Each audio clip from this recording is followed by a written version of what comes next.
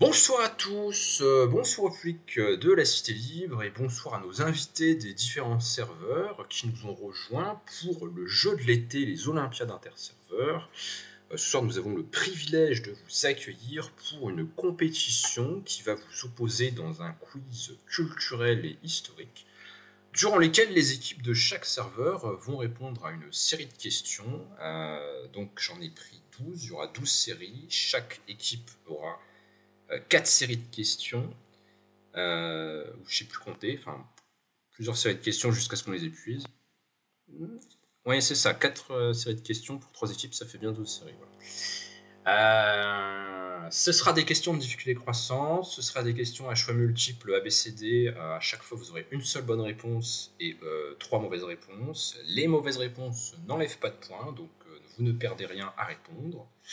Vous pouvez répondre à l'oral ou à l'écrit. À chaque fois que je vous pose la question, je vais à la fois la lire et la poster dans le textuel du vocal 1. Donc vous pouvez la regarder en même temps. Vous aurez 30 secondes dès l'instant où j'ai fini. Donc il faut que je mette aussi le chronomètre à côté. Vous aurez 30 secondes à chaque fois que j'ai fini de vous lire la question pour vous concerter à l'oral ou à l'écrit et pour me donner une réponse au bout du temps. L'intérêt du jeu est de ne pas tricher parce que sinon c'est pas drôle. Et de toute façon, vous avez quand même assez peu de temps pour tenter une manipulation quelconque. Et puis, il faut quand même rappeler que l'an dernier, à la même époque, la Cité Libre avait gagné cette épreuve-là des Olympiades. Donc, nous sommes les champions en titre. Nous sommes ce soir représentés par Lapin et Esta ici présents. Et donc voilà, je compte sur eux, je leur fais confiance pour être à la hauteur, pour essayer de garder notre ascendant sur la compétition.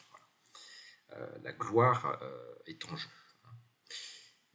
On joue pour ce qui nous rassemble, ce qui nous transcende, ce qui nous fait nous dépasser la gloire. Voilà, est-ce que vous avez des questions ou est-ce que c'est clair pour les consignes? Pour moi, c'est bon. Donc on a 3 équipes, je ne les ai pas présentées. On a l'équipe de la Cité Libre, on a l'équipe de la Zone Libre, on a l'équipe du Cercle Occident avec Réa et Dragnir, c'est ça? C'est ça, oui. Ok, excellent. Alors on va tirer au sort qui commence.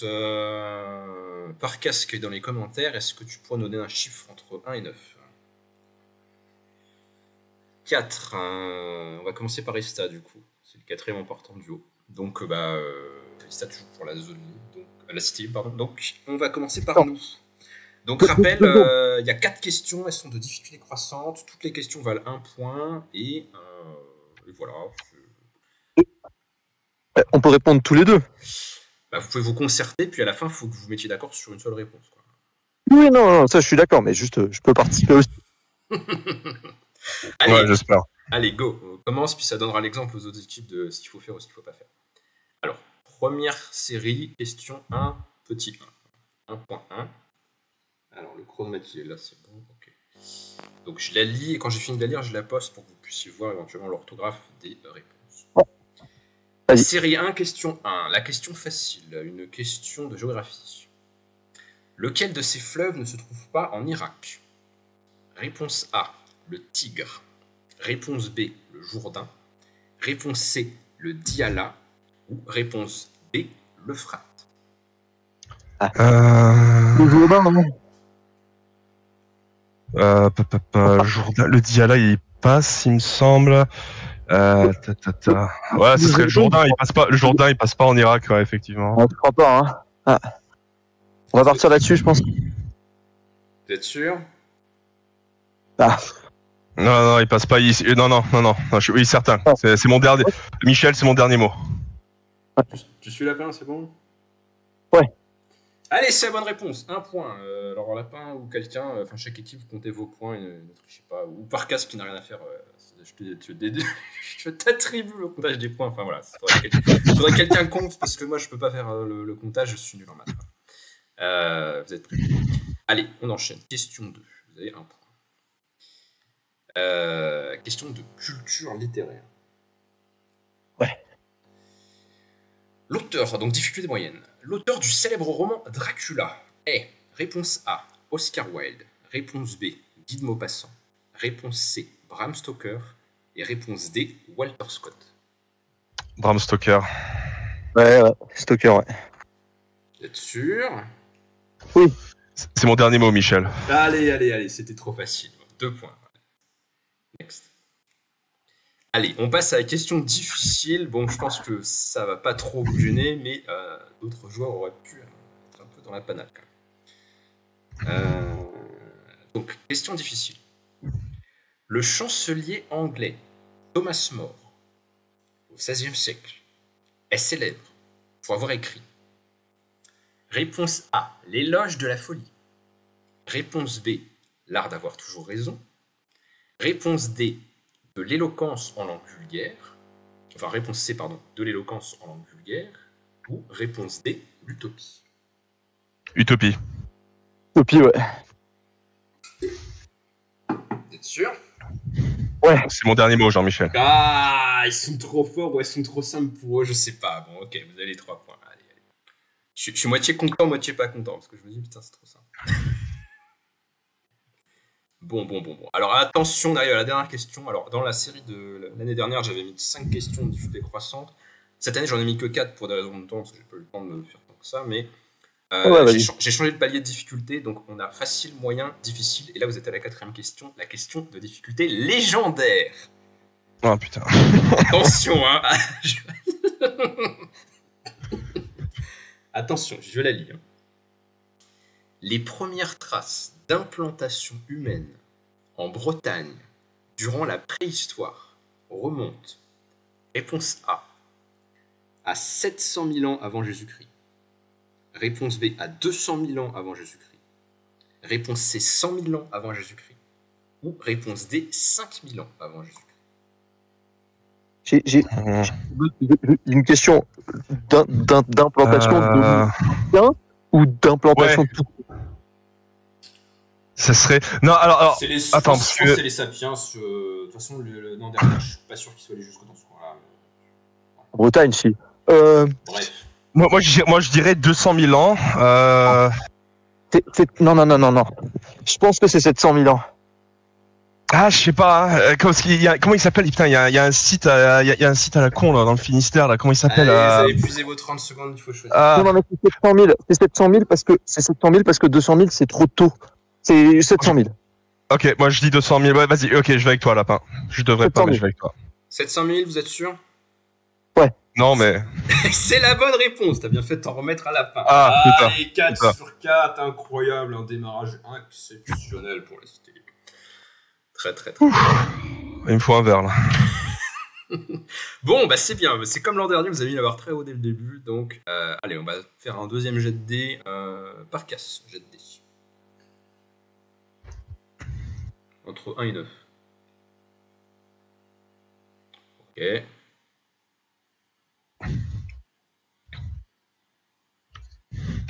Ça va être Caleb. Vas-y, on va faire l'équipe de la zone. Je crois que c'est le même ordre l'an dernier. Tout est comme l'an dernier. On avait déjà cet ordre-là pour les équipes. Donc Caleb et David. Est-ce que vous êtes prêts? Je suis prêt. Allez. Série 2, question 1. La question facile. L'actinidia est un arbre fruitier qui donne comme fruit. Réponse A, le fruit de la passion. Réponse B, le kiwi. Réponse C, la papaye. Ou réponse D, l'ananas. Actinidia. C'est une question facile, ça? C'est subjectif. Alors ça c'est une question facile, putain. Je sais pas, moi je trouve que c'est facile, mais c'est subjectif. Bon. Bah, en fait, si tu le sais, ça paraît évident, mais... Bon, ben écoute, au pifomètre, hein, j'ai pas 36 000. Allez, je vais dire C. La papaye? Aïe, c'était le kiwi. Oh putain! Bon. Et oui, le kiwi ne vient pas du kiwitier, mais de l'actinidia. D'accord, ben je noterai pour moi plus tard. Allez, c'est un très bon piège pour embêter les gens en soirée ensuite, effectivement. Ok, next. On a David qui s'est absenté. Question 2 de difficulté moyenne. Est-ce que vous êtes toujours... Enfin oui, alors attends, il est parti. Oui. Non, il est là. Bon. Ah, voilà. Revenu, c'est bon. Il est revenu. Bon. C'est bon, il est là. Donc, question 2 de difficulté moyenne. Ça reste... Un ça instant. Oui, vas-y, je te laisse. Votre ami ne lit pas en fait ce que je lui écris. Ah. C'est formidable. C'est Alors d'une intelligence fulgurante. Donc, je veux rappeler à mon ami Caleb qu'il pourrait lire le chat que je lui tiens. Espèce de demeuré. Merci. Il savait pour l'actinidia en plus. Ah, dommage, hein. Ah, les problèmes techniques, hein, ça Bon, arrive. allez, ça c'est la coopération, c'est ce qui fait la différence entre le succès et l'échec. Voilà. Alors, question 2 de la deuxième série. Difficulté moyenne. On y va. Le premier empereur romain converti au christianisme fut réponse A, Néron. Réponse B, Constantin. Réponse C, Septime Sévère. Ou réponse D, Marc Aurèle. Celle-là, elle est facile, par contre. Ah non, la B. Est-ce que tu peux lire ce que je t'écris, putain, s'il te plaît? Hein? Réponse B. Réponse B, Constantin, bordel. C'est ce qu'il a dit. C'est ce J'ai qu'il a dit dit. B. J'ai dit B. Oui. Est-ce que tu es sûr, Caleb? Sûr et certain. Allez, très bien, c'est bonne réponse. Next. Un point, très bien. Et t'arrêtes de m'engueuler, toi, même quand je dis la bonne réponse, c'est plus quoi encore?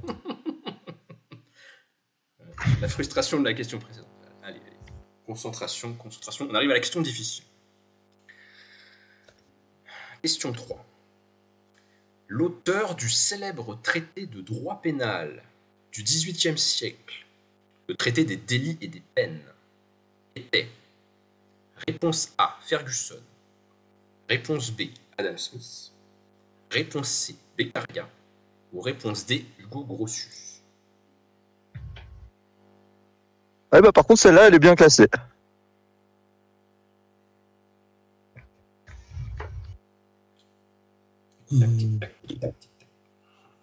Tenter de dire légendaire. Hein. Non. Ouais, celle-là, elle est pas évidente. Mais... Quelle réponse tu dis, Caleb? La réponse C, Beccaria. Sûr? Allez, je valide celle-ci. Dernier mot. T'as encore 2 secondes de temps. Ah, ça Mon défile. dernier mot. Allez, c'est bon. Yes, 2 points. Bien joué. Effectivement, c'est Beccaria, un Italien qui a été traduit par Voltaire, ou mis en valeur, je crois, par Voltaire, et son traité passe pour tout à fait important pour le XVIIIe siècle. Alors, dernière question de difficulté légendaire. Et là, quand je dis légendaire, c'est vraiment légendaire. Hein, seul un demi-dieu pourrait savoir ça. Durant la Seconde Guerre mondiale, les pilotes du 588e régiment soviétique d'aviation de bombardement de nuit étaient surnommés par les Allemands. Réponse A, les diables. Réponse B, les corbeaux. Réponse C, les sorcières de la nuit. Ou réponse D, les dragons de la nuit. Ah, celle-là, je l'ai direct en plus. Ah là là, Chut, elle est facile. chut, Elle est facile. Ouais, bien sûr, ouais. chut. Bah oui. Elle est pas facile. Ah si. Chut. Laisse-les réfléchir. Alors, je dirais la réponse C, les sorcières de la nuit. T'es sûr? J'ai quand même... Oui, allez, on va dire que je valide la C. Ouais, c'est l'avis de David. T'as eu ses réponses cette fois-ci? Allez, c'est la bonne réponse. Bien joué, ce sont effectivement les sorcières de la nuit, car le 588e est le seul bataillon, le seul régiment de l'armée rouge entièrement composé de femmes, et donc ce sont des pilotes qui composent ce régiment et qui, par leurs attaques en piqué, se sont attirés ce surnom de la part des soldats de l'Allemagne qu'elle combattait durant la Seconde Guerre mondiale. Oui, Pour la Esta petite histoire, il coupait savait le moteur. parce que... Et pour la petite histoire, elle coupait les moteurs Oui, pour tomber juste en avant congé. de. Ouais. Bien joué. Ok, ça vous fait 3 points sur 4, c'est pas mal. Allez, on va passer à l'équipe du Cercle Occident. Donc on a Réa et Dragnir, et c'est Réa qui donne leur réponse à l'oral. Est-ce que vous êtes prêts? Ouais. Non. Non? Allez. Ils ont- ils ont eu combien de points du coup en tout? 3 sur 4. 3 sur 4. Ok. Ouais, c'est pas mal. Allez, vous êtes prêts, Cercle Occident? Oui. Il faut pas dire non, hein, c'est un jeu, voilà. Tout le monde joue. D'accord, je stresse. Allez, vas-y. Série numéro 3, question facile. Le plus important des ordres de chevalerie britannique. Je sais pas écrire chevalerie, c'est terrible. Chevalerie. Le plus important des ordres de chevalerie britannique. L'ordre de la Jarretière possède comme devise. Réponse A, un pour tous, tous pour un. Réponse B, qui veut la paix prépare la guerre. Réponse C, Dieu le veut. Ou réponse D, honni soit qui mal y pense. Bon, mais c'est déjà pas les deux premiers. En quoi c'est facile, bordel? C'est facile parce que c'est facile d'éliminer des mauvaises réponses. Dieu le veut, c'est la devise du pape. Donc, je sais pas qu'est-ce que tu en dis, Dragnir. Moi, je dirais la D. Moi, je dirais la D aussi, ouais. Ouais, parce que Allez. Dieu le veut, c'est Deus Vult, mais je crois pas que ce soit ça. En plus, ça se trouve au Cercle Occident. Qui veut la paix prépare la guerre, c'est Civis Pacem Parabellum, bah c'est pas ça. Moi, je dirais la D. C'est le dernier mot. La Pierre. réponse D. Et c'est Oui, la bonne Jean-Pierre. réponse, c'est la réponse D, exactement. Alors, vous irez regarder exactement les détails de cette anecdote historique sur pourquoi est-ce que ça s'appelle l'ordre de la Jarretière et pourquoi c'est ça leur devise, mais c'est effectivement sa devise. À l'occasion, si par cas vous veut nous faire des petites jingles qui veut gagner des millions, j'aime beaucoup ce jingle de début des questions. Quand il n'est pas occupé à compter les points. Allez. Ouais, bah, moi, je pense quand même que c'était un tripoteur, hein, le roi, là, quand il a mis ça. Allez, question suivante, question de difficulté moyenne, donc toujours pour l'équipe du Cercle Occident. Elle est relativement facile. Quelle question d'histoire de la peinture et d'histoire de la Renaissance. Quel peintre a réalisé la fresque de l'école d'Athènes au Vatican? Est-ce que c'est réponse A, Giotto, réponse B, Michel-Ange, réponse C, Raphaël ou réponse D, Léonard de Vinci?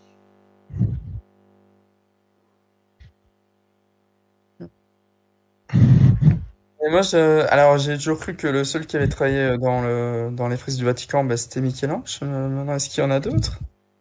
Ouais, il y en a un autre. Attends. C'est Il y en le a un Vatican, mais c'est pas forcément dans la chapelle Sixtine. Attention, le palais du Vatican est un grand palais quand même. Ah non, mais oui, j'ai vu, t'inquiète, mais j'ai Ouais. toujours cru que même dans le reste du Vatican, c'était Je connais Michel-Ange, pas quoi. toutes les œuvres d'art du Vatican, c'est honteux quand même. Tout sur Raphaël, parce que Léonard de Vinci, c'est trop simple. Michel-Ange, pareil. Donc, moi, Allez, je vous dirais êtes à court de temps, il faut donner une réponse. Raphaël? penser. Raphaël, oui, c'est Ouais. la bonne réponse. Bien joué, excellent. Ouais, c'est un forcément de mes important un de de mes dire. tableaux préférés que j'ai chez moi en reproduction. Excellent. Rapide à penser. C'est de Raphaël.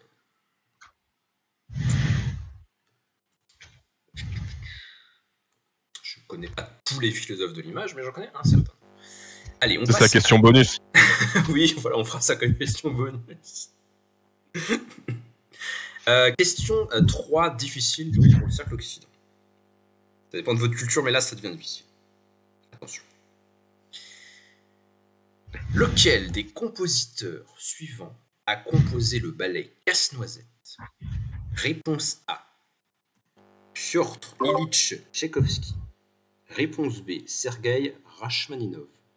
Réponse C, Sergueï Prokofiev. Ou réponse D, Alexandre Stavisky. Alors, je sais pas pourquoi, mais celle qui me parle le plus, c'est la C. Maintenant, je sais pas si Dragnir est d'accord avec moi. Non, je crois que c'est de Tchaïkovski, mais attends, après, faut peut-être. Attends, la question, attends, je vais la relire. Oui, relisez-la, oui. Tan, tarararan, tan, tan, tan, tan. T'as fait une faute à Noisette. Oui, je vais probablement faire une faute à Noisette parce que j'ai créé la question un peu à la. Laisse-moi c'est. Moi, je dirais Tchaïkovski. Enfin, A, merde, A, c'est. Je vais dire A. Vous vous mettiez d'accord sur le nom. Quelle réponse du coup? Ouais. Non, mais je le suis parce qu'il est plus cultivé que moi. Donc. Tu suis Dragnir. Dragnir, tu nous dis Tchaïkovski, c'est ça? Ouais, Tchaïkovski. C'est la bonne réponse, Tchaïkovski. Et ça fait 3 sur 3 si j'ai bien compté. Oui, pour l'instant, oui. Excellent. On a du lourd ce soir, là. On a du bon niveau. Alors, on arrive à la question de difficulté légendaire. Et quand je dis légendaire, là, il faut vraiment... qui serait ça, quoi, hein. Mais moi, j'aime bien, comme peut-être, l'histoire sociale française, l'histoire ouvrière française. Donc, question de difficulté légendaire. À la fin du XVIIIe siècle, les chantiers sylvestres de l'ensemble du royaume de France, consacrés à l'exploitation de minerais et de charbon de bois, employaient environ, réponse A, 5000 ouvriers, réponse B, 20 000 ouvriers, réponse C, 100 000 ouvriers, ou réponse D, 200 000 ouvriers.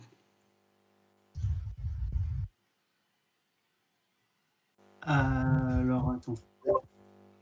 On vous demande un ordre de grandeur. Putain, la question. Ouais, ça c'est bien chétanique hein, comme question quand même. Hein. L'ensemble du royaume de France. 18e siècle. On est à l'aube de la révolution industrielle, plus ou moins. Ouais, attends. Charbon de bois, ça sert à faire de la fonte, des forges. Là, comme ça, je dirais peut-être 100 000, mais je serais que je suis pas sûr. Là, on est vraiment au pif, quoi. Donc... Alors, tu suivrais ou pas? On part sur 100 000, moi je dis. 100 000. Et c'est la bonne réponse. Félicitations, vous êtes parfait, vous êtes géniaux, 4 sur 4. T'as bien vu. Excellent. C'est le bon ordre de grandeur à l'échelle de l'ensemble du royaume de France. Il faut au pif, là. T'as vu, Bien vu. Bon, et on va revenir du coup à la Cité Libre avec la série 4. Vous avez eu un bon score la première fois, mais faites attention, les autres équipes sont sur vos talons. Voilà. Ouais, ils sont à égalité, même sauf une sur nos talons et une à égalité. Ouais, non, mais c'est assez fort, je trouve. Il y a eu 3 séries, il y a eu une seule bonne réponse. Donc le niveau est bon ce soir. C'est bien. Allez, question facile pour la Cité Libre. Ah, c'est à nous hein. Oui, c'est Ouais, ça- mais il faut qu'il décuve celui-là. Oui, Esta, c'est à toi. Allez, Asta, on te fait confiance. Allez, question facile. Le sociologue français Émile Durkheim est connu pour ses travaux sur réponse A, la passion du sport automobile. Réponse B, la gymnastique. Réponse C, le suicide. Ou réponse D, la présidence de la Troisième République. Ouais, le suicide, hein. Bah ouais. Comment ça, les autres réponses ne seraient pas fiables? Ouais, ça me paraît, ouais, je sais pas. J'ai cherché un peu pourtant. Oui, c'est la bonne réponse. Il a travaillé, il a fait un essai célèbre sur le suicide et ses causes, effectivement. Et je sais que je l'ai lu en sociaux. Ouais. Allez, nice. 1 point. Deuxième question de difficulté moyenne. Alors, toujours en sciences humaines et sociales. Le psychologue américain Stanley Milgram est principalement connu pour ses travaux sur réponse 1, l'obéissance à l'autorité, réponse 2, l'accoutumance à la télévision, réponse 3, la perception du charisme des hommes politiques, ou réponse 4, la perception des couleurs. Non. C'est l'obéissance à l'autorité. C'est le mec qui fait donner des réponses absurdes aux gens. Là. Ouais, c'est numéro 1. Vous êtes sûr? Oui, chef.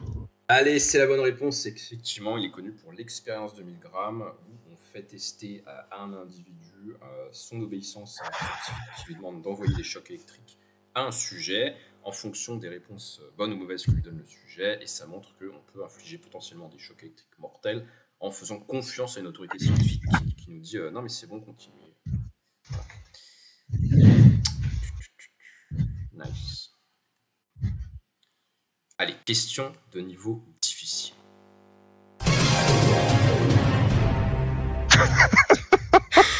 Chut. Concentre-toi. Lequel des personnages suivants a été maire de Bordeaux? Réponse A, Montaigne. Réponse B, Jacques Cousteau, le célèbre commandant Cousteau. Réponse C, Gustave Eiffel. Ou réponse D, Montesquieu. Oula. Attends, c'est quoi Ah, Montesquieu, il me semble. Il me semble, parce que non, Montaigne, non, c'est mort. Cousteau, bon, ça c'est un. Non, Montesquieu, réponse D. Ouais, je suis pas sûr. Ah.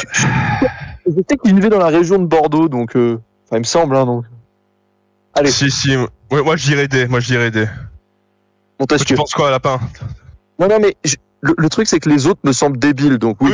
Oui. Mais même ils ont aucun lien avec le. Bref. Ouais, vas-y, réponse D, là, Montesquieu. La réponse D. Ah là, c'est votre première erreur, c'est Montaigne. Hein? Il a été élu maire de Bordeaux. Dommage. Ah.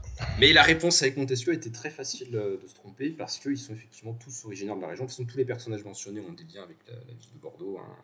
Soit ils y sont nés, soit je sais pas quoi. Non, ça aurait pu se défendre. Hein. Les deux sont juristes, métier du droit, intellectuels. Voilà. Mais non, c'est Montaigne. Ok. Allez, on va passer à la question de difficulté légendaire. Et là, quand je dis légendaire, voilà, peut-être Resta pourrait savoir, mais vraiment légendaire. Question 4. Donc, dans les termes suivants, je vais vous citer des allures pour les déplacements des navires à voile. Laquelle de ces allures ne désigne pas un mode de navigation à voile, en terminologie nautique? Est-ce que c'est le prêt? Est-ce que c'est le travers? Est-ce que c'est le largue? Ou est-ce que c'est l'empannage? Ne désigne pas bonne navigation à voile, à travers, prêt, l'empannage. Ça fait longtemps. Empannage. C'est vrai que Lapin est en Suisse, il va avoir plus de mal. Non, mais là-dessus, je suis Esta, il n'y a pas moyen. Hein. Attends, oui, empannage. Ouais. C'est votre dernier. Oui, non, parce que l'empannage, c'est un Oui, non, parce que c'est l'empannage, c'est une manœuvre pour changer ton cul, en fait. Mais oui. Très bien vu, Esta, exactement. Yes. C'est la bonne réponse. L'empannage est une manœuvre de changement de bord, tandis que naviguer le prêt, c'est un mode de navigation où le navire vogue face au vent. Le travers, c'est un mode de navigation où le vent vient de côté à 90 degrés. Et le largue est un mode de navigation à allure rapide où le vent vient au trois quarts arrière du bateau. C'est à moi. Voilà. Lucas a raison. En tant que Suisse, je suis excusé de cette question. Comme quoi, ça a bien servi de passer dans la marine nationale. Hein, putain. Allez, bien joué. Ça fait plus 3 points pour les cités libres. Vous restez tout à fait bon sur cette série. On va repasser maintenant à la zone libre. Est-ce que vous êtes bon. là? Vous êtes là, c'est bon. Allez, série 5. Niveau de difficulté facile. Quel genre littéraire n'a pas été pratiqué par Nicolas Machiavel, le célèbre penseur florentin de la Renaissance? Est-ce qu'il ne s'est pas attaqué? Réponse A, au théâtre. Réponse B, au traité politique. Réponse C, à l'autobiographie. Ou réponse D, à la chronique historique. Alors, putain, je vais pas là. Oh putain, non. Non, c'est l'autobiographie qu'il n'a pas fait. Là, c'est. Est-ce que tu es sûr? Je vais dire la réponse C et je valide ça. Mais c'est la bonne réponse, effectivement, bien joué. Machiavel a fait des traités politiques comme Le Prince qui sont connus, il a fait une chronique historique sur l'histoire de Florence, il a aussi fait des pièces de théâtre, ça c'est moins connu, donc c'est un peu un piège, mais il n'a pas pratiqué de l'autobiographie ou des textes vraiment autobiographiques, même si on le connaît un petit peu par des lettres qu'il a envoyées à des amis, effectivement. Bonne réponse, c'est tout à fait, l'autographie n'était pas commun à l'époque, ça commence un peu effectivement à apparaître à la Renaissance, mais vraiment c'est très très limité. Allez, les premiers mémoires datent à peu près de la Renaissance. Question 2, difficulté moyenne. Mais c'est un peu... c'est un peu important de le savoir, en tout cas c'est enseigné à l'école de nos jours. c'est systématique.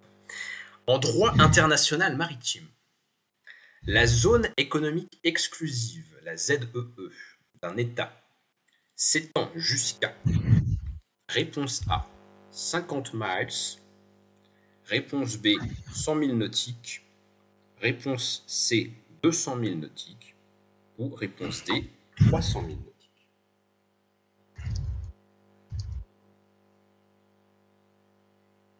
Alors, On d'enfoiré, ça aussi. C'est dans tous les programmes de terminal maintenant. Oui, d'accord. On n'a pas les mêmes programmes de terminal, toi et moi. Oui, mais toi, tu vis pas près de la mer aussi. Bon, écoutez, je vais dire la réponse C, 200 miles. Est-ce que tu es sûr, tu valides ce choix? Je valide la C. Et c'est la bonne réponse. Félicitations à l'équipe de la zone libre. Ça vous fait 2 points. Bien joué. Effectivement, c'est 200 miles et il peut éventuellement y avoir des droits économiques supplémentaires, mais seulement si voilà, des conditions de spécifiques sont réunies qui concernent le plateau continental. Et je vous passe les détails techniques. Allez, on part sur la question 3, la question difficile. Lequel des écrivains suivants a été conseiller municipal de la ville d'Amiens, en France? Oh putain. Réponse A, Guy de Maupassant. Réponse B, Jules Verne. Réponse C, Émile Zola. Ou réponse D, Anatole France.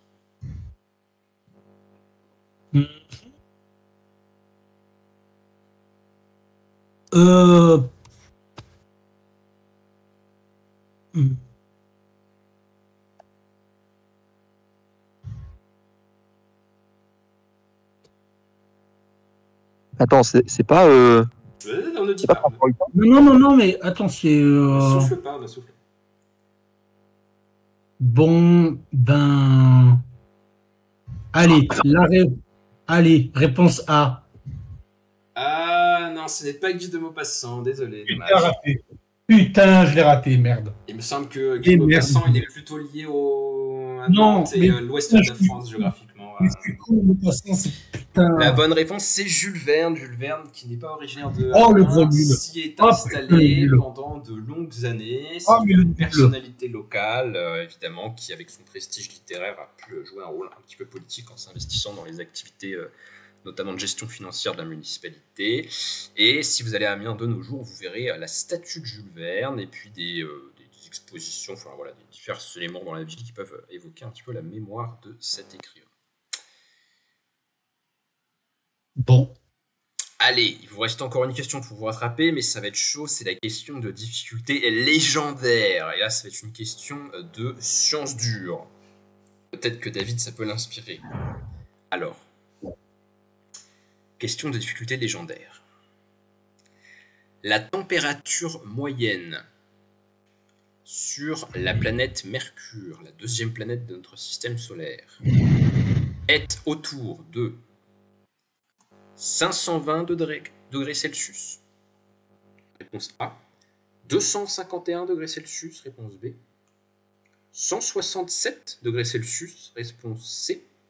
Ou bien 98 degrés Celsius. Réponse D. Oui, c'est la deuxième planète du système. En fait, c'est le jour ou la nuit? Température moyenne. Il y a des grandes amplitudes de température. 167. Huntington. Est-ce que vous êtes sûr qu'il y a de grandes amplitudes de température sur Mercure qui varient quand même? Ça passe de 400 LDR jusqu'à moins quelque chose, plus exactement. Et la moyenne? Les travaux d'Huntington ont attiré l'intérêt sur cette planète, qui est une planète très intéressante, non seulement pour la gravité, mais aussi pour ses caractéristiques autres. Voilà. Et donc la bonne réponse, c'est C, c'est ça? On l'a reperdu. Bon, Caleb, tu confirmes, c'est ce qu'il avait dit. Il avait dit 167. Exactement, c'est 167 degrés en moyenne. Félicitations, bravo, vous avez réussi la question la plus difficile. Ça vous fait 3 points sur 4. GG. Et c'était forcément, évidemment, bon, j'ai mis que des chiffres supérieurs à la température moyenne terrestre, mais voilà, jusqu'où est-ce que c'est plus chaud, quoi. Mais c'est intéressant, je savais pas qu'il y avait une amplitude moyenne aussi, une amplitude aussi grande et que ça pouvait descendre à des températures très fortement négatives. Ok, Allez, on passe. De quoi là-bas? Parce qu'il n'y a pas d'atmosphère. Ouais, c'est ça qui fait qu'il y a une amplitude plus grande. Ouais, c'est un des facteurs en tout cas. Ok. Allez, donc on repasse au cercle Occident. Est-ce que vous êtes prêts? Ouais. Un petit correctif, je m'excuse, hein, mais la Lune, par exemple, elle est, si je me souviens bien, le jour vers les 120 et la nuit vers les moins 200. Il y a plein de... Le différentiel, en fait, de Mercure n'est pas particulièrement marquant. D'accord. Ouais, non, mais je savais juste pas que ça pouvait varier. Ah, c'est pas particulier à cette planète-là. Ok. En fait. Ouais, moi, je Voilà, connaissais pas c'est le une petite fait de l'absence spécification. d'atmosphère. Ok. Non, c'est plutôt l'attraction, en fait. Mais c'est une petite planète, donc c'est pas tout à fait faux, effectivement. Allez, on passe donc au cercle Occident pour la question facile. C'est bon? Ouais. Allez, c'est facile. Lequel des personnages suivants n'était pas un réformateur protestant? Réponse A, est-ce que c'était Ulrich Zwingli? Réponse B, Savonarola. Réponse C, Martin Luther. Ou réponse D, Jean Calvin.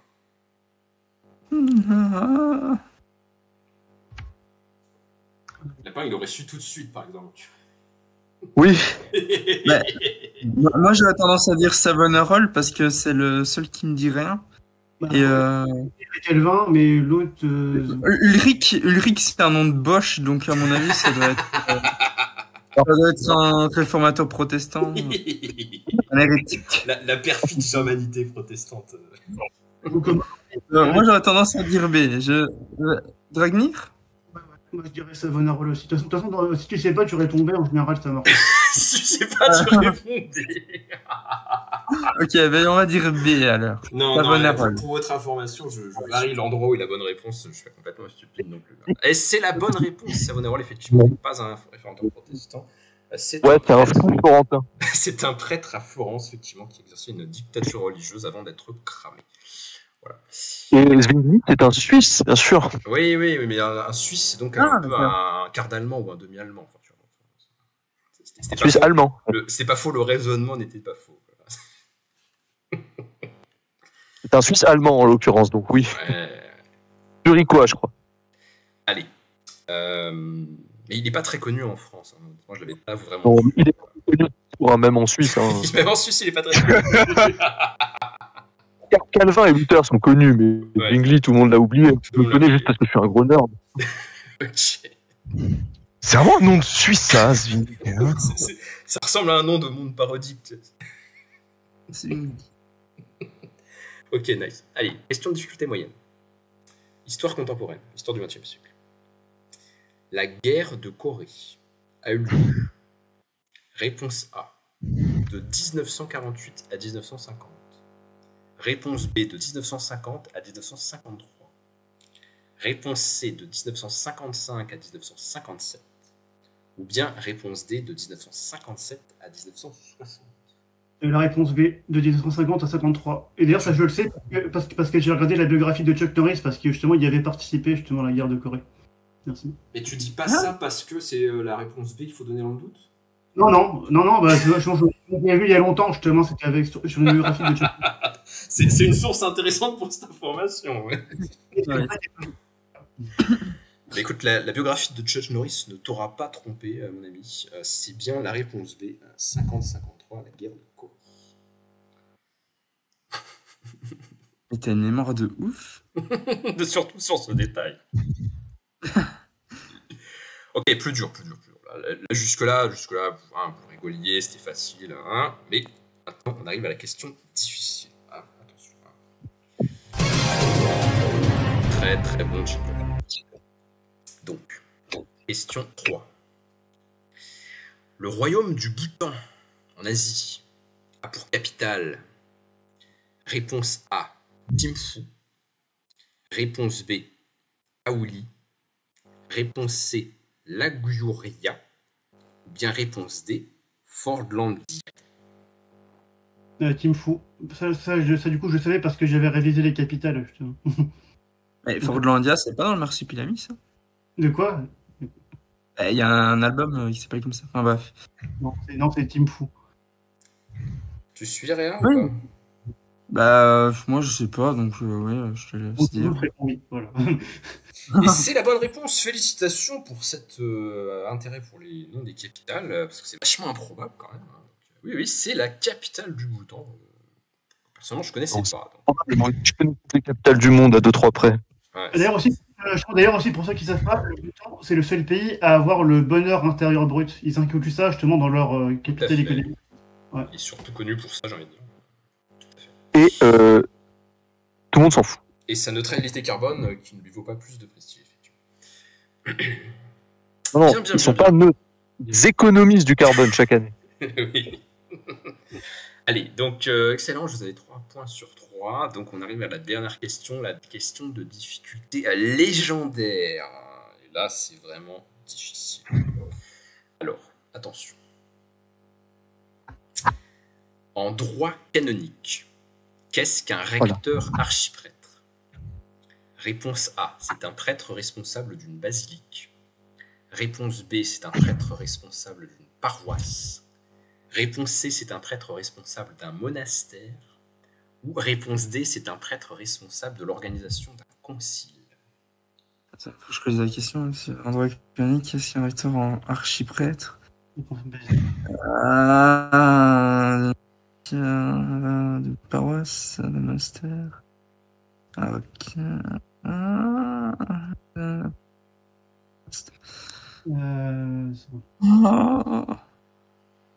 Moi, je dis une basilique, je dirais. Moi, je sais pas. Allez, il faut se décider. Allez, non, allez, au hasard, allez, là c'est. Ah non, faut vous mettre d'accord, faut vous mettre d'accord. Oui, Dragnir, tu me suis ou tu me suis pas? Ou je te suis Je dirais plutôt là, responsable d'une basilique. Après, moi, j'aurais peut-être une cathédrale, mais après, peut-être que c'est un grand monument, ouais, une basilique, ouais, enfin, peut-être. C'est pas la même chose une basilique et une cathédrale. Hein. Allez. Allez, ok, Là, ils sont en face de l'autre. Hein. Allez, une réponse. Va pour là. Je suis sur la 1. Ouais. Et c'est la bonne réponse. Félicitations. C'est un prêtre responsable d'une basilique Qui est un type de cathédrale particulier. Qui a un statut spécifique. Et comment Je pense que c'est un truc qui a été visité par le pape, il me semble, une basilique. Hein. Ouais, elle a été élevée au statut de basilique. Enfin, il y a un truc. C'est ça, mais c'est le pape est censé y venir dedans et dire bonjour, faire une cérémonie pour dire c'est une basilique. Voilà. Allez, elle a été upgrade. Ouais. Nice, très bien. Vous avez 4 sur 4, c'est excellent. Alors, on en est où au niveau des scores? Là, on a un peu à mi-parcours. La C, elle a 7 points. La zone libre a 6 points. C'est ça le score, là? Ouais. Ouais, donc le Cercle Occident nous a devancé. Voilà. Donc attention, Oui. hein. Vous pourrez dire plus tard à vos petits-enfants, hein, dans les longues années futures, hein, quand on commémorera les premières Olympiades interserveurs historiques, voilà, j'étais là. La Cité Libre a vacillé dans son monopole, hein, du quiz culturel. On a réussi à leur passer devant, au moins pour un. Il est fort, Dragnir. Ouais, non, le niveau est très bon, hein, ce soir, je trouve. Ok, excellent. Donc, on a fait tout le spectre. Là, on va repasser à la Cité Libre pour la série 7. On est à la 7ème sur 12. Est-ce que tu m'as acheté avec ton fabricateur? Nice troll, oui. Ah Allez, concentration, Esta, on revient à des sujets plus sérieux, là. C'est à nous? Ouais, c'est à nous. Et en plus, je pense que vous avez bien aimé cette question. C'est la question facile, donc la première de la série 7. Alors, question facile. En plus, c'est un sujet que vous connaissez bien. Selon la métaphysique de Hegel, réponse A. Si le monde n'existe pas, j'ai payé ma moquette trop cher. Réponse B. Dieu est mort, Nietzsche est mort, et moi-même je ne me sens pas très bien. Réponse C. Une grande part de la philosophie n'est que de la masturbation verbale. Ou réponse D. L'existence est l'unité concrète de l'être et du néant. Oh putain, je m'oppose à cette question. Franchement, je m'oppose à cette question. Attends. C'est gratuit, putain. C'est quoi ces questions, putain de merde? Attends, déjà, on va commencer par lire, parce que... Attends. La réponse B, je crois. Hein. Ah là là, ah là là. Ah voilà, réponse D, hein, ouais. Vous êtes sûr? Ouais, je suis pas mal sûr, ouais. Et moi, je dis, vu que David trouve que c'est un peu abusé, Elbron, prison sans passer par la case départ, 3 Est-ce fois que- d'affilée. Non, mais est-ce que vous sérieusement. sauriez par hasard à quel auteur on peut attribuer les 3 phrases précédentes? Parce que c'est la même personne qui a fait les 3 précédentes. C'est pas le. Non, ne le dis Comment il pas. s'appelle Ne le le mec dis pas. Le mec a été copié. Non, vous vous souvenez, il y avait un bouquin sur lequel BHL s'était inspiré là sur Monsieur Tulle ou je sais pas quoi. Enfin, Non. Les 3 précédentes sont des citations de Woody Allen, qui est quand même très pertinent quand il s'agit de métaphysique. Il a toute mon admiration. Non, il est pas pertinent et il a toute mon admiration. Il a toute mon admiration néanmoins. Allez, un point. Mais c'est vrai qu'elle était facile, espérons qu'il y en ait des... Attends, mais il a fait de la métaphysique, Woody Allen? Bah, certains de ses propos... On est scandalisé, c'est la métaphysique de l'omelette. On déteste ça. Il a quand même fait le film L'homme irrationnel qui met en scène un professeur de philosophie, donc attention, on n'a pas sous-estimé Woody Allen. Il a aussi couché avec sa... Bref. Un freudien renommé. Bref. Il a une praxis freudienne, ouais, c'est sa praxis qui est freudienne. Allez, next. Vas-y. La question de difficulté moyenne. Mais pour vous, ça va être facile. Ouais. Dans la mythologie grecque, Héra est la déesse. Réponse A, du mariage. Réponse B, de l'artisanat. Réponse C, de la musique. Ou réponse D, de la médecine. Du mariage. Bah, du mariage. Du mariage. Oui, c'est la bonne réponse. Il y a un favoritisme évident, c'est de la triche. Je suis pour rien, tu vois bien que j'ai pas pu décider de l'ordre puisque j'ai tiré au hasard avec les dés tout à l'heure. Mais elle était craquée celle-là, n'importe quoi. Écoute, ça dépend de la culture de chacun, voilà, on n'a pas tous les mêmes références. On n'a pas tous les mêmes références. Genre, par exemple, moi, les mills nautiques, bon. Triche. Allez. Chut. Donc, question niveau difficile. Ouais. En droit des successions français. Putain. Si je meurs sans enfant et sans testament, alors que je vivais en concubinage, par application de la loi, qui va hériter de mes biens? Est-ce que c'est réponse A, mes neveux et nièces? Est-ce que c'est réponse B, mes cousines et cousins? Est-ce que c'est réponse C, mes oncles et tantes? Ou est-ce que c'est réponse D, mes grands-parents?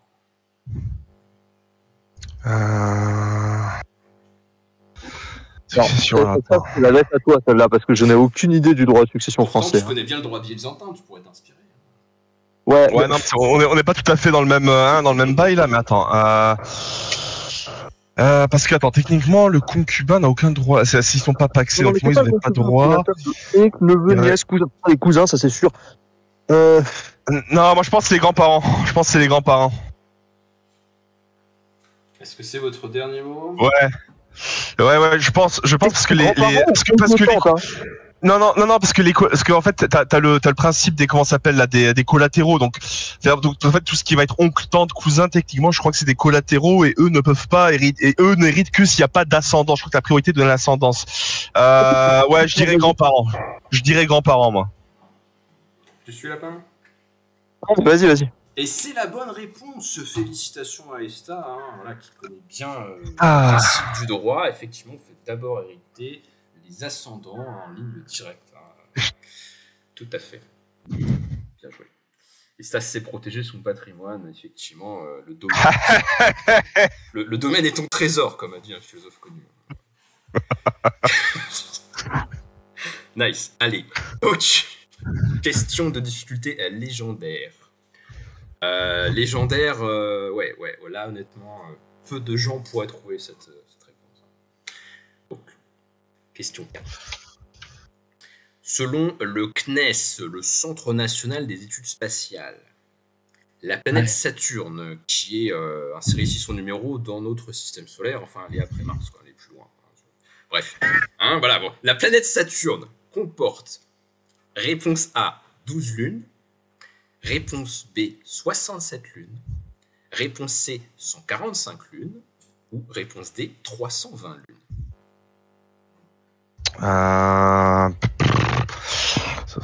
67. Moi, je dirais 67. Non, Non? non, non. Ah, t'es pas... Non, il y a plus de lunes que ça. Le truc, c'est que je sais pas si c'est quoi les deux derniers, c'est 200. Non, parce que, non, parce que... Non, 320. non, parce que parce que je sais qu'il y a une histoire de confirmé provisoire. Ça je veux aussi avoir le dessus. Ah ouais. Ça, non, c'est non, moi, possible. ouais, non, 67. Moi, je dirais 67. Moi, j'ai un bon feeling, là. La Gilgamesh qui me Bah, parle. Vas-y, je te fais confiance, je suis quasiment sûr que c'est plus que ça, mais vas-y, je te Tu suis. penses que c'est plus? Tu penses que c'est plus, Ouais. toi? Allez, vous avez excédé le temps, Non, vous non. êtes d'accord, la dernière réponse. Pas- Vas-y, Gaston. 67. Tu suis, Lapin? Ouais. Et ton intuition était meilleure, Lapin, c'est 145. Ah, putain! Mais comment ça? Comment ça, il y a 145 lunes? 145 lunes, sans compter d'autres objets spatiaux qui tournent autour, parce que c'est une macro-planète très très grande. Ah, David, putain. David va nous en dire plus. Proche des 300, c'est pas proche des 300? Les sûr lunes, c'est 145, et apparemment, il y a d'autres objets spatiaux qui font que c'est plus d'objets spatiaux qui tournent autour. D'après ce que j'ai vu, peut-être je me suis trompé dans ma lecture. David est pas sûr, elle est flinguée ta question là en faisant une, c'est pas ça? Comment ça? Non. Faut que je Je vérifie, grave. mais tiens ouais, ce moi, je propos pense qu'on de est plus quelqu'un proche qui a des lu le 300, site quand du même, CNES récemment. Ouais, mais je sais pas si les Français ont pas envie sur le coup de faire chier leur monde, quoi. Moi, je pense que c'est plus proche des 300, mais Mais c'est pas le je chiffre qu'ils ont donné, vérifierai. donc ça change pas le débat. Attends, Ouais, mais alors, c'est du juste 14 pas mars juste, quoi. 2025, la géante gazeuse a à présent 274 lunes autour d'elle. T'as même pas la bonne réponse Ah, dans mais ton ça, truc. c'est moi, ça. C'est plus proche des trucs que j'ai Bah, lus il y a c'est toujours il y a pas le 5 bon 10 ans. chiffre que vous avez donné, cela dit. Quand même pas Mais le bon 67. Hein. Ah putain. Écoute, peut-être ouais, qu'ils en ont trouvé. Il a pas plus de- tort, il a pas tort, vous êtes quand même lourdement trompé dans tous les cas. Ok. Quoi qu'il arrive. Mais à Ah, coup de certes, pas, certes. c'est la seule question que j'ai pas revérifiée sur internet. Mais, Non, mais c'est pas grave. Hein. De toute façon, on n'était pas du tout. Si je t'avais dit 200, Eh 320 et que tu m'avais dit non, oui, voilà, mais là c'était. ce serait battu. Mais là, on a dit 67, donc c'est Trop pas. bas, trop bas. Ouais. Allez, tant pis. Dragnir existe sur cette question sont invalidées. Ben attendez, c'est pas vous qui êtes concerné. Vous n'allez quand même pas vous plaindre pour les points des autres. Laissez-les avoir un point de main. Je m'en fous. Du coup, là, c'est le 10, zone libre 6 et cercle occident 8. Donc là, on passe à la zone libre. Ouais. Caleb. C'est bon, je suis là. Allez, vous êtes prêts? Donc, on y va. Question facile. Selon le philosophe Arthur Schopenhauer, nous vivons, réponse A, dans le rêve d'un papillon. Réponse B, dans le pire des mondes possibles. Réponse C, dans le meilleur des mondes possibles. Ou réponse D, dans un monde ordonné par Dieu.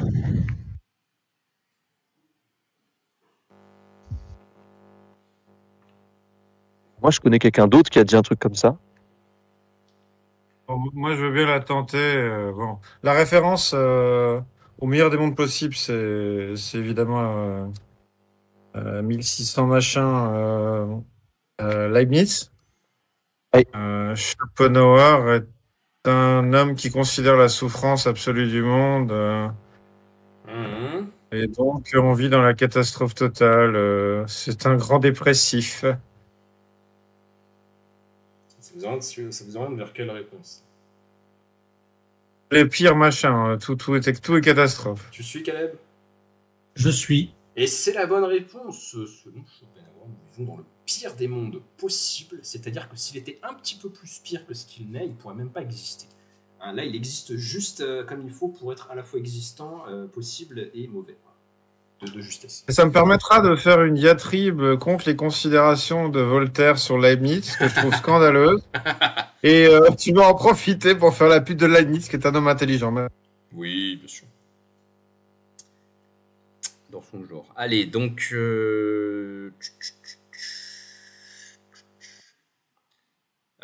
question de difficulté moyenne. On va passer à de la culture littéraire. Littérature contemporaine. Alors, question 2. Le personnage du Joker dans l'univers de Batman est inspiré d'un personnage d'un roman plus ancien. Alors, est-ce que la source d'inspiration... L'homme qui rit de Ah, Victor mais Hugo. j'ai même pas affiché les questions. Il m'avait pas posé la question, là. Moi, je sais Tu que c'est sais ça, le mais... temps que j'ai mis à la faire, celle-là? Non, mais évidemment que c'est... Non, mais là, c'est gratuit, c'est gratuit. C'est dans tes dents. Il le sait déjà. Allez. Alors oui, c'est inspiré de Gwynplaine, le personnage de l'homme qui rit de Victor Hugo. Effectivement, j'avais trouvé un peu d'autres... Je m'excuse auprès de Caleb qui attendait patiemment ta réponse en disant « Oh putain, celle-là, je la connais. » J'ai fumé tout le monde, je m'en excuse. Mais toi, t'es un enfoiré, en fait, donc du coup, c'est bon. Ah là là là, tant Ah, d'amour. je m'excuse. Bien joué. Eh bien, vous êtes à 2 sur 4, là. C'est bien. Alors, on monte en difficulté. Et là, on se déplace en plus. En dehors de notre ère culturelle. Donc, on n'est plus dans le cinéma ou dans les trucs comics américains. On est au Japon. Donc, question difficile. Parmi ces villes japonaises, laquelle n'est pas une ancienne capitale impériale? Réponse A, Kyoto. Réponse B, Osaka. Réponse C, Nara. Ou réponse D, Kamakura.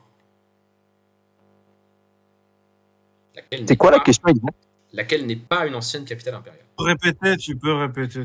Laquelle des villes japonaises suivantes n'est pas une ancienne capitale impériale? Est-ce que c'est Kyoto? Est-ce que c'est Osaka? Est-ce que c'est Nara? Ou est-ce que c'est Kamakura? Ouais, c'est Kyoto, pas Koito. Hein. Et c'est Kamakura, mais c'est pas grave. Ah, je me suis trompé sur l'orthographe, mais je l'ai bien lu. Pour Tokyo, Kyoto, 100% sûr, sous la Niji avant. Autant pour l'orthographe. Alors, je me suis pas lu pour l'orthographe. Allez, il faut répondre, vous avez excédé le temps. Nara, tu peux répéter, juste répéter, s'il te plaît. Elle est affichée. Ouais, en plus. Elle est affichée en fait. Je ne vois pas parce que vous avez explosé le temps. Donc, par équité. Tokyo, Kyoto. Non, mais juste répète, je vais répondre vite. Les 4 questions, c'est Osaka, Nara, Kamakura et Kyoto. Osaka. Est-ce que tu suis, Caleb? Je suis. Et c'est la bonne réponse, c'est Osaka. Bon, vous êtes quand même un petit peu en dehors des règles. Hein. Vous avez explosé le compteur de temps. Là. Elle bronze, c'est une mauvaise question. Elle bronze, c'est une mauvaise question. Hein. Bah, Osaka n'est pas une ancienne capitale impériale. Oui, non, mais c'est pas ça. Kamakura, elle n'est pas une ancienne capitale impériale. Hein. Ah ouais? C'est la capitale du shogunat. L'empereur, il a jamais été là-bas. Hein. Est-ce que c'est pas un point en moins pour le viol des mouches, là, quand même? Allez, donc je note changer cette réponse. Voilà, si jamais je refaisais ce truc. C'est pas du viol des mouches. La question est fausse. Je maintiens. Oui, mais si tu veux, il m'aurait donné cette réponse-là. J'aurais quand même dit que c'était pas la bonne réponse et ils seraient pas allés chercher contester parce qu'ils le savent pas que c'est. Non, mais moi, je l'aurais dit. Oui, mais t'aurais. Mais pourquoi? Parce que. Qu'est-ce que tu fais chez moi? Je vais te mettre des points en moins, toi. Allez, on passe à la dernière question. Question d'ingénieur, personne qui sait les mathématiques. Hein. Bon, question de difficulté légendaire. Et après, je ferai une pause pour aller me chercher de l'eau parce que je ne peux plus supporter la chaleur. Je vais décéder. Question de difficulté légendaire. Quel est le poids moyen d'une botte de paille rectangulaire? Est-ce que ça pèse en moyenne 100 kg, 200 kg, 300 kg ou 400 kg? Et là, on s'en compte. Attends, une botte de poil, c'est le truc rond. Le truc rectangulaire. Il sort de la machine. Donc elle est compressée. Oui, en moyenne. T'as donné quoi comme truc? 100 kg, 100 kg, 200, 300 ou 400. Putain, t'es un salaud. C'est hyper dur. Ça fait plus que le poids d'un homme. C'est hyper compressé, ça fait plus. Je dirais 400. Moi, je dis 400. Moi, je dis la D. C'est quoi les options? 100, 200, 300, 400. Ouais, je suis Caleb. J'en sais rien. Je dis la D. Et bah, écoutez, Caleb a été bien inspiré. C'est bien 400 kg. Ça pèse beaucoup plus que ce qu'on pourrait croire. Eh oui. Saloperie. Bravo Caleb. Là, Excellent, putain, félicitations. Jingle quasiment de la victoire. Parce que là, ça fait 4 sur 4 si j'ai bien compté votre séquence. Incroyable. Allez, je vous laisse célébrer. Je vais chercher à boire. Je reviens. Ils nous ont rattrapés. Attends, on s'est fait rattraper là. Attends, lapin. Oui, on s'est fait rattraper. Ah, putain. Dans une demi. Tu m'en veux, lapin? Bon, ça ira. Hein. C'est pas, je veux dire, c'est pas comme si on faisait des mauvais scores. Hein. On se tape que des 3 ou des 4 depuis le début. Donc. Et bon, comment tu savais qu'Elève, c'est comment ça t'est venu? Moi j'aurais dit 300 en fait, tu vois pourquoi. Moi, 200, ça me paraissait pas beaucoup. Je me suis dit, c'est 300 ou 400. Mais j'ai hésité entre les deux. Une, en fait. J'ai beaucoup hésité. Mais je me suis dit, bon, écoute, je vais mettre le maximum, comme ça. Mais J'avoue, bon. quand j'étais petit, mais comme j'avais 10 ans, j'essayais de les déplacer, je me rendais compte que c'était pas possible. Mais bon, comme j'étais pas très fort à l'époque, je me suis dit, bon, ça peut être 200-300, je verrais pas la différence. Quoi. Ouais. Le raisonnement est pas si débile, mais en même temps, le. Moi, je crois même aujourd'hui, je pense, je vois pas la différence entre 300 et 400 kilos. Hein. Mais ouais. Ouais, non, moi non plus, évidemment. Là, si tu vas à plusieurs, tu vas voir la différence. Enfin, si tu 100 et 200, je pense que ça se voit, tu vois. Mais 300, 400. 300 et 200, moi je la vois parce qu'il y a un truc que je sais bouger, l'autre je sais pas. Allez, on a la City libre à 10 points, la zone libre à 10 points et le cercle occident à 8 points. Ah, bra. Sauf qu'il n'a pas encore fait son tour de jeu, le cercle occident, donc s'il marque des points là, il va encore conserver la tête, puisqu'il avait déjà au tour précédent, je crois. Il vient prendre un tour là, du coup. Après, il y en a encore. Alors, on va arriver à la série 9 et ça va jusqu'à 12. Donc, il vous reste à chacun une fois un tour de jeu, non? Ça tombe bien parce que dès que mon tour sera passé, je vais partir parce que j'ai plus de batterie. Donc... Ouais. Allez. De toute façon, on a la série 9, on a la série 10, on a la série 11, et comme je suis nul en maths, il y a une série 12 bonus, mais il va peut-être pas servir. Enfin, peut-être pour des non, mais t'inquiète pas, mais non, mais non. Il y a besoin de 12 ils ont pas fait leur tour. Oui, non, bon, chacun va faire pile comme c'était dit au début, et ce sera pair. Voilà. Ça tombera. Voilà. Oh là là, c'est moi qui suis bourré. Hein. Non, moi c'est normal, c'est sans alcool, c'est des maths. Allez. 12 divisé par 4. Hein. Oui, mais... Écoute, on peut pas être bon en tout. Hein. Ça fait beaucoup. 12 divisé par 4, ça fait beaucoup. Moi, si tu veux, j'ai arrêté les maths aux soustractions. Avant, le monde était beau, le monde était ordonné, le monde allait vers le plus, c'était la croissance, tout allait vers le mieux, tu vois. Et un jour, on nous a dit, maintenant, faut faire des soustractions. Allez, démarre. Bon, ouais, bref. C'est pour ça que t'es de gauche, en fait. Parce que non, j'aime pas les maths. Bref. Série 9, question pour la Cité Libre, la question facile. Non, c'est pas pour la Cité Libre, c'est pour le cercle occident. Ah oui, c'est nous. Pardon. C'est le cercle occident. Allez, donc le cercle occident, Réa et Dragon. On y va. Donc, la question facile. Les Jeux olympiques modernes ont été inventés par Pierre de Coubertin. Réponse A au XVIIIe siècle.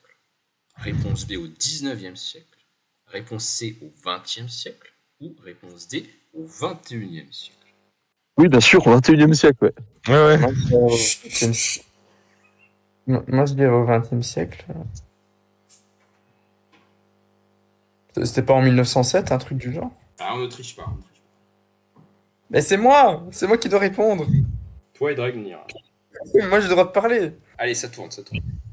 Dragnir, tu es d'accord avec moi? 20e siècle?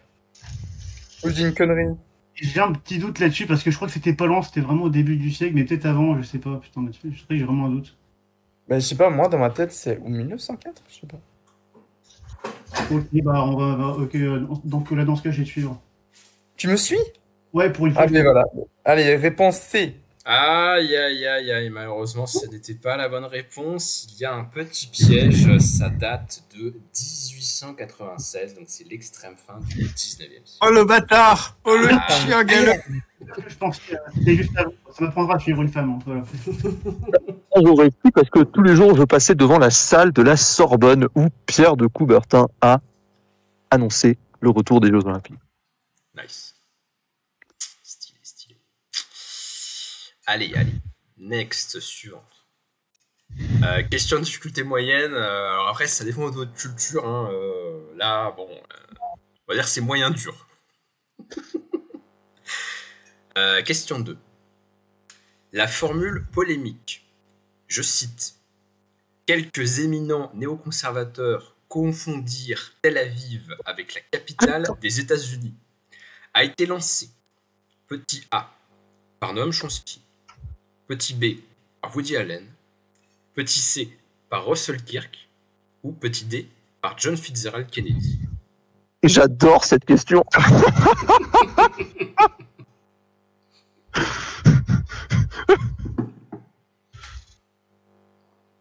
Ouais, je te laisse répondre parce que. Quelle personnalité américaine a lancé cette punchline? Nasser. Non, c'est pas Nasser. Attends, Tel Aviv avec les États-Unis était lancé par. J'adore cette question. Je dirais peut-être Kennedy. Mais c'est vrai que ça peut Super paraître. dur, quoi. Vraiment très très dur. C'est vrai qu'elle est dure, mais ça dépend de ta culture politique, quoi.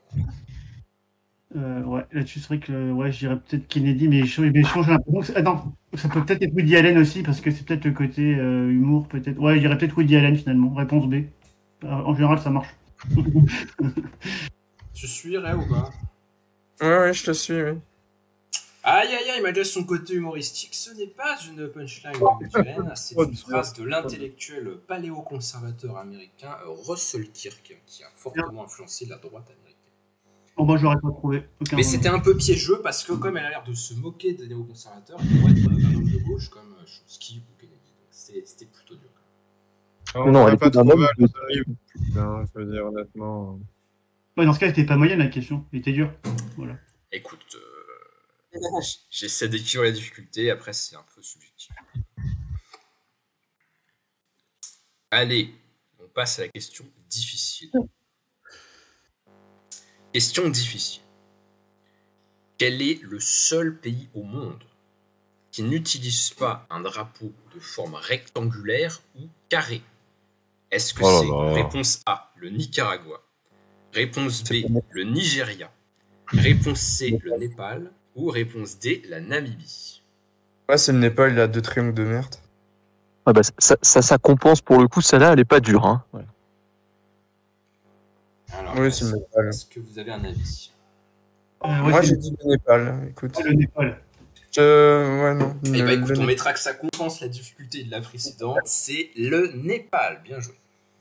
Ah, mais il en profite pour se dédouaner, quoi. Oh, Bah écoute, la difficulté, c'est difficile à apprécier. Hein, donc je mettrais que c'est la moyenne et l'autre est la difficile. Je peux les inverser. La responsabilité aussi, hein, mais bon, c'est pour ça qu'il est de gauche. Je tiens à préciser tout de même hein, que, quand tu dis pas rectangulaire, t'as pas besoin de préciser carré, puisqu'un carré est un rectangle. Mais ça, si tu veux, c'est de la géométrie, c'est donc des maths, et je dis ce que j'en pense. Oui, voilà, on a 4 x 3, 12, hein, on en est là. Quand on est à gauche, bah oui, c'est l'inflation. Tu veux vraiment en faire une question dure, tu enlèves la précision carré et tu mets la Suisse à la place du Nigeria. Non, si tu veux vraiment faire une question dure, tu remplaces rectangulaire et carré par tétraèdre ou la désignation mathématique de ces entités-là. Enfin, je sais plus comment on dit. Rectangle. Non, mais tu mets la formule, en fait, tu mets la formule du périmètre. Et là, il n'y a plus, c'est décès. Décès, il met. parle pas parce que ça Il va y avoir un drapeau en forme de rond. Ouais, le Java. Question suivante. Bon, question suivante, bordel de bite.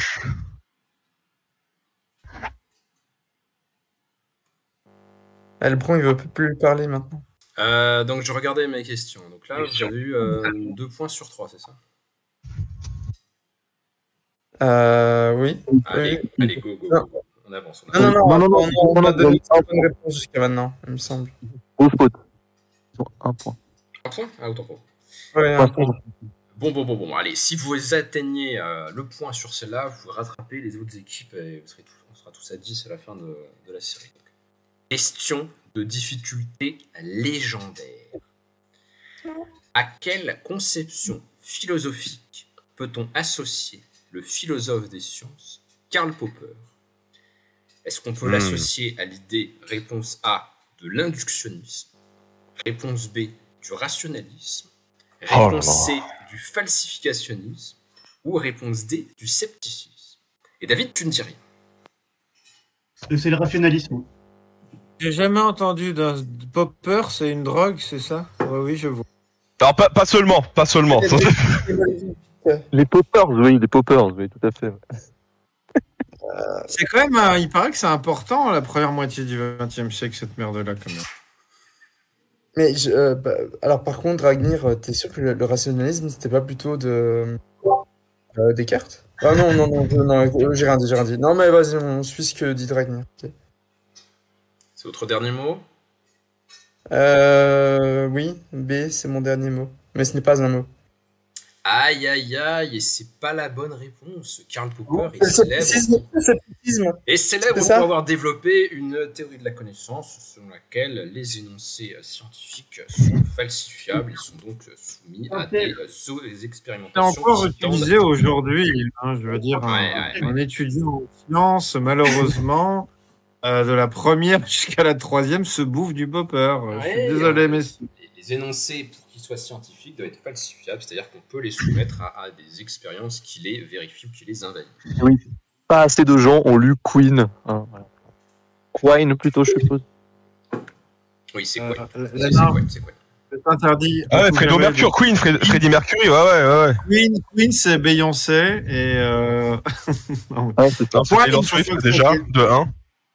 Non, Queen, c'est vous m'avez plus de gens. Oh, oui, c'est la reine d'Angleterre. Allez, bref. Bon, et bah écoutez, c'est dommage. Le sort s'est un peu modifié et vous passez à la dernière place. Mais la course reste serrée, ça va dépendre vraiment, tout va se jouer sur cette dernière série. Mais attends, détail. Ils avaient 2 points d'avance, Ouais. ils sont passés à 1 point de retard. Et voilà, C'est- c'est comme quoi tout n'est pas fini. Quoi. Ouais. La fortune est une maîtresse inconstante et c'est pour ça que Machiavel recommande de la tirer par les cheveux. Citation historique. Veuillez m'excuser pour ce rire de Caroline. Allez, donc on revient à la Cité Libre. Dernière série de questions pour vous, après c'est fini. Ah putain, c'est nous. Dernière série de questions avant que mon truc s'éteigne. Question Allons-y. facile, et en plus elle est vraiment facile, je pense. La formule, je cite, « L'homme n'est pas un empire dans un empire » a été écrite. Réponse A, par Diogène le Cynique. Réponse B, par Jules César. Réponse C, par Alexandre le Grand. Ou réponse D, par Spinoza.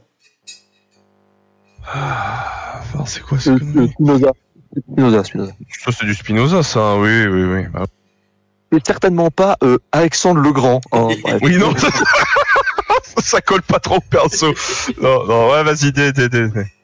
Oui, Spinoza. c'est la bonne réponse, effectivement, bien sûr, puisque on voit pas trop César ou Alexandre méditer sur la finitude et la fatalité des limites de l'être humain. Et ça paraît trop sérieux pour Diogène, tu vois. Enfin, Diogène, il aurait sorti un truc. Mais c'est Il aurait surtout, on sorti voit un pas truc. Diogène écrire une phrase, c'est surtout ça. Voilà, déjà, avoir accès à un papier, un stylo, c'est bizarre, tu vois. Donc voilà. Quel Alors, prénom on pourra Quel ouvrage porter. Dans quel ouvrage? Je la connaissais pas celle-là. Je pense que c'est dans l'éthique, mais ça pourrait être un autre traité de Spinoza. Je sais pas. C'est dans l'éthique, il me semble. C'est quoi? C'était pour dire que l'homme n'est pas indépendant des lois de la nature, une connerie du. Oui, voilà. Il est dans le tout, quoi. Magnifique.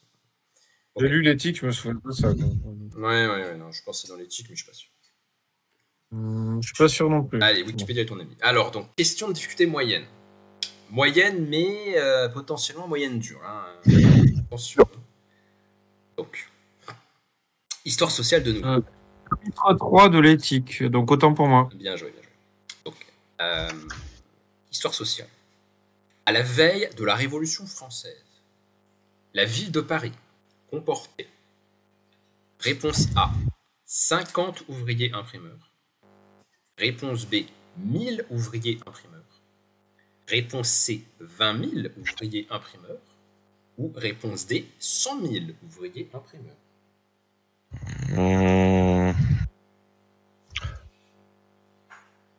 Non, alors, les En 50, bon, c'est sûr que non. C'est beaucoup trop faible pour une capitale. 50. je sais pas. Moi, je dirais entre 1000 et 20 000, mais Ouais, moi je dirais 1000 aussi, parce que 20 000, ça me paraît quand même. 20 000, 100 000, c'est beaucoup trop gros comme chiffre, comme fourchette. 50, c'est trop petit. 1000. Bon, instinctivement, je te dirais 1000, ouais. 1000, ouais. Vous êtes sûr? Ouais. Et c'est la bonne réponse. Félicitations, vous avez bien calculé l'ordre de grandeur. Les ouvriers imprimeurs sont l'élite de la classe ouvrière. Ce sont des ouvriers très qualifiés qui sont capables souvent de lire les livres qu'ils impriment même. Et donc, il y en a très peu, mais effectivement, dans Paris, qui est une grande capitale avec un marché urbain, etc., Donc là, ça paraît vraiment peu, quoi. à la veille de la Révolution française. Quand ça voudrait dire qu'il y a genre 10 journaux à Paris, quoi, ce qui semble... Oui, voilà, c'est ça. Puis bon, 100 000, ça me paraît quand même beaucoup, quand même. Bah, vu la 100 000, population. l'Europe entière, lit des livres et est alphabétisée. Quoi, tu vois, Non, mais je pense pas qu'il y ait 100... Non, mais parce qu'il y a genre 500 000 habitants à Paris. Donc, s'il y a 100 000 journaux... C'est ça. On n'a pas un sur 5 qui imprime des bouquins, ouais, effectivement. Dans Victoria 3, quand tu construis que des trucs de papier dans la ville, tu sais, genre tu t'en mets 200. Mais après, ça brûle bien. Attention aux incendies. Hein. Oh, putain. Allez, question de difficulté difficile, mais je fais confiance à... Je pense que Ista pourrait le savoir. Vas-y. Question de difficulté difficile. Laquelle des montagnes suivantes ne dépasse pas les 8000 mètres d'altitude? Est-ce que c'est le K2?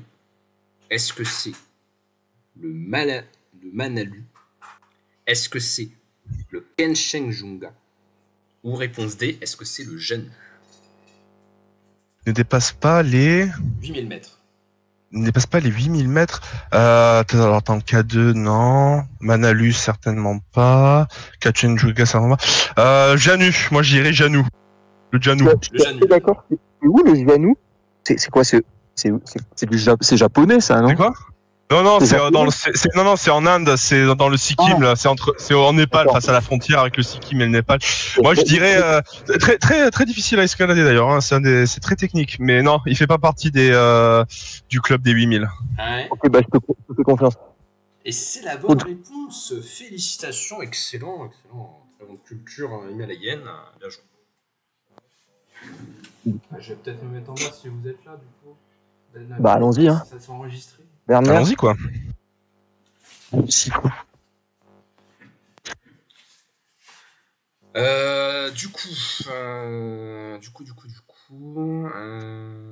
il reste la question de difficulté légendaire et après vous aurez terminé. Donc, Ouais. si vous y arrivez, vous finissez sur un sans faute, ce serait l'idéal, hein, mais c'est pas sûr parce que ça va être vraiment plus difficile. 5% de batterie, allez, hop. Allez, mais Esta pourrait trouver encore une fois. Hein, je repose sur vous. Alors, question de difficulté légendaire. Lequel de ces ergols, les ergols étant des carburants, lequel de ces ergols n'a jamais été utilisé dans la fusée Saturn V, la fusée des programmes Apollo de la conquête spatiale de l'âge glorieux?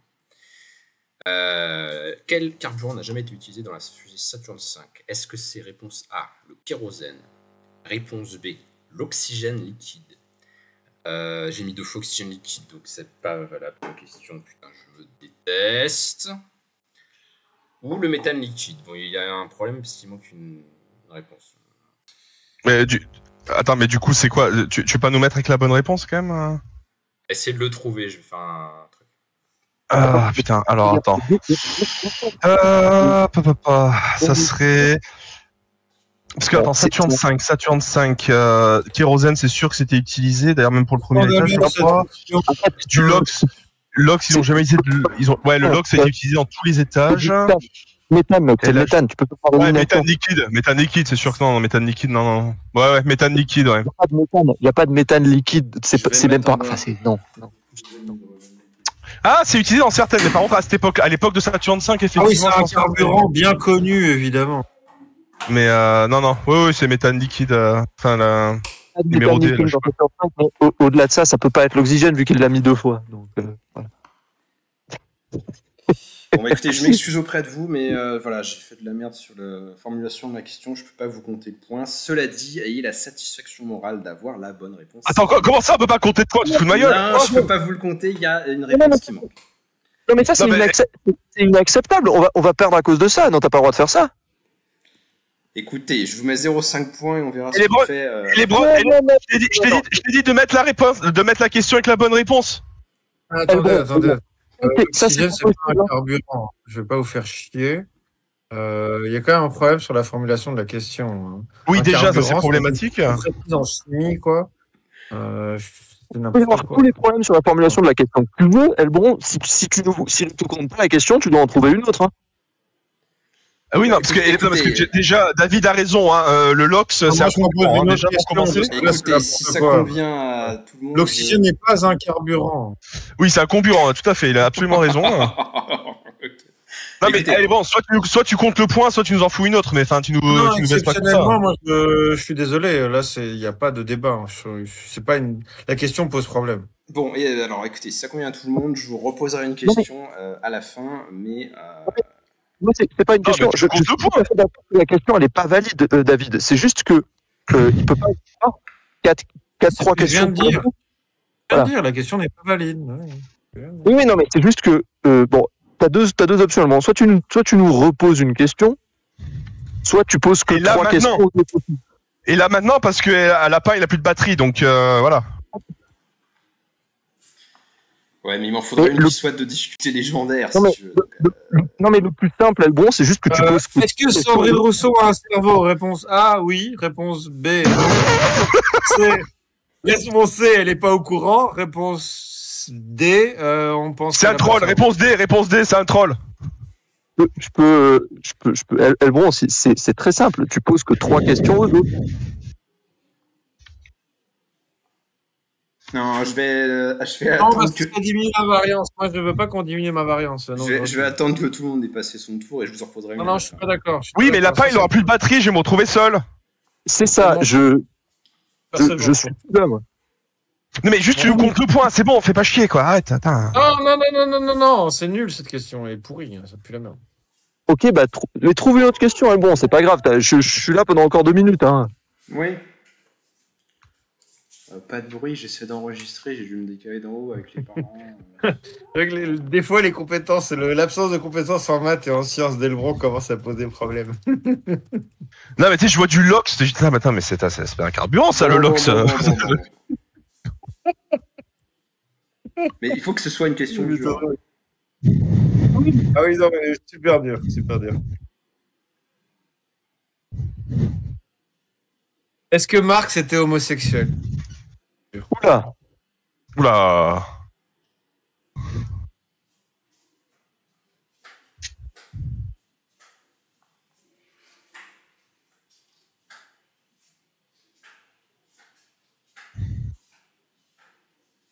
Attends,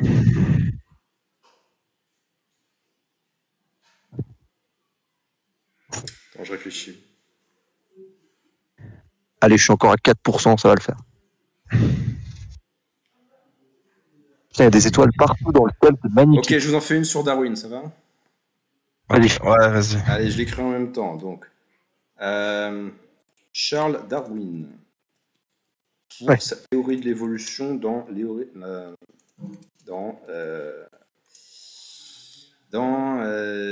aidez-moi. Prends ton temps, il est bon, prends ton temps, écris ta question, formule ça dans ta tête. Puis... L'origine des espèces. L'origine des espèces, voilà, merci. Charles Darwin, pour sa théorie de l'évolution dans l'origine des espèces, a admis avoir été influencé par l'économiste. Réponse A. Adam Smith. Réponse B. David Ricardo. Ouais. Réponse C. Malthus. Ou réponse D. Sismondi. Malthus. Ouais, Malthus, tout à fait. Est-ce que vous Quasiment êtes... sûr. Après, Est-ce que vous êtes sûr? non, je suis pas sûr, mais c'est la réponse qui fait vraiment le plus de sens quand on connaît les travaux des économistes en question. Donc vas-y. Ouais, parce que oui, mais c'est lui qui avait fait l'essai sur les principes de population. Là. Oui, ça.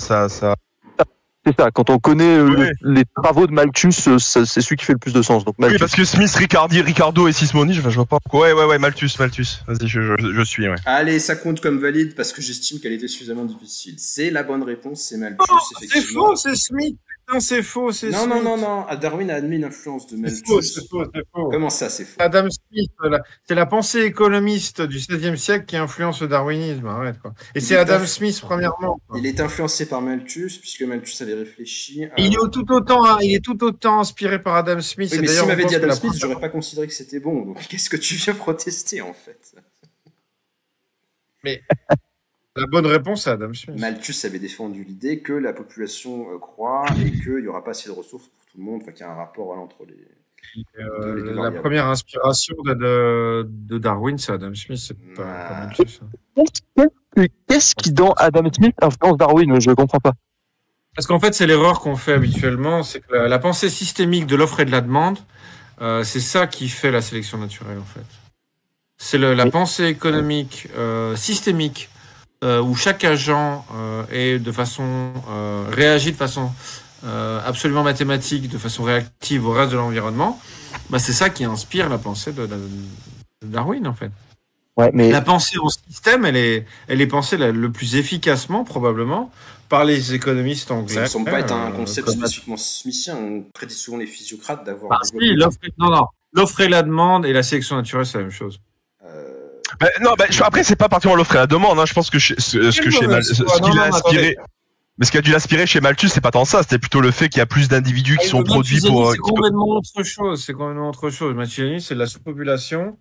Non, je maintiens. Je suis désolé. Vous pouvez aller revoir vos classiques. Bon, écoute, comme il semble avoir été influencé par les deux. La bonne réponse, c'est Adam Smith. Oh. non, mais, écoute, moi, je vais demander à Google, hein, voilà. Allez, avant de mourir. Non, mais Parcas l'a fait. Il nous dit que Darwin a lu une biographie d'Adam Smith et qu'il a lu l'essai de Malthus sur le principe de population. Alors, je reformulerai la question pour la prochaine édition. Voilà. Quel essai d'économiste a-t-il admis avoir lu? Voilà, bon, écoutez, moi je peux plus faire question. On a répondu aux deux, donc je demande. Oui, on a répondu aux deux, là, stop, là, elle est bon, là. Mais moi, je suis d'accord, c'est David qui fait de la résistance. Ah, moi, j'ai raison, je m'en fous, vous êtes con. Non, mais on te dit pas que t'as pas raison. Bref, de toute façon, c'est faux, comme c'est faux, ce que vous dites est faux. Si on avait répondu à Adam Smith, il nous aurait compté faux. Donc, ouais. Et je pense avoir répondu avec précision. Allez, ne perdons pas plus de temps. Donc, on va vous dire que vous avez eu 4 sur 4. Vous ne le méritez pas, mais poussez-moi ce point par le 4 sur 4, ça fait 14, je crois, un truc comme ça. Enfin, oui. Et donc, 14 sur 14, vous avez eu tout bon, en fait. Vous méritez 14 coups de pied, quoi. GG absolu, quoi. 14 sur 14. Allez. Non, mais sauf qu'il y avait 4 questions en tout, hein, mais bon. On passe à... Il y avait 16 questions en tout. Oui, bon, alors c'est presque... Oui, c'est 14 sur 16, hein. Comment tu... bref. Des chiffres. Oui, parce que tu as 4 questions et 4 séries de questions, soit 16. Oui. Est-ce que je vous ai parlé de ma non-appréhension des tables de multiplication? Ouais. Oui, bon. Bref, donc on ne peut pas être bon partout. Donc on passe à la zone libre. Voilà. La zone libre. Est-ce que vous êtes prêts? Je suis prêt. Pour cette ambiance de tricherie, nous allons être courageux. Il faut que vous ayez 4 sur 4 si vous voulez égaliser les premiers. Quoi. Donc aucune erreur. Bande de traîtres. Aucune erreur. Bande de traîtres. Aucune erreur. Que de la philo et des sciences, s'il vous plaît. Merci. Aucune erreur possible. Hein. Allez, donc question facile. Lequel des ouvrages suivants n'a pas été écrit par Victor Hugo? Est-ce que c'est réponse A, Hans Dislund, réponse B, Les Illusions perdues, réponse C, Bug Jargal ou réponse D, 93? La B, évidemment que c'est la B. Allez, hop. Mais tu dis ça parce que la B, c'est la question qu'il faut répondre quand tu sais pas. Hop, en avant. Ou pas cette fois. Avance, allez, Allez, c'est la bonne réponse, c'est la B. La B, c'est un livre de Balzac, Les Illusions perdues. On peut passer à la question de difficulté moyenne. Alors, question d'histoire moderne. Le roi d'Angleterre, Henri VIII, a remué ciel et terre pour faire annuler son mariage avec réponse A, Marguerite de France, réponse B, Anne de France, réponse C, Catherine d'Aragon ou réponse D, Isabelle du Portugal. Mais ça, c'est facile. Ouais. Il a baisé Anne Boleyn et ça n'a pas donné grand-chose. Ça a donné Marie Tudor. Il a fourré Catherine, l'autre salope. Non, c'est la vulgarité, s'il vous plaît. Non, Catherine, c'est sûr qu'il l'a baisé, ça, j'en suis persuadé, c'est sa première épouse. Qu'est-ce que je viens de dire? Ça, c'est sûr. Donc, tu peux répéter les noms? Alors, a-t-il fait annuler son mariage avec Marguerite de France, Anne de France, Catherine d'Aragon ou Isabelle du Portugal?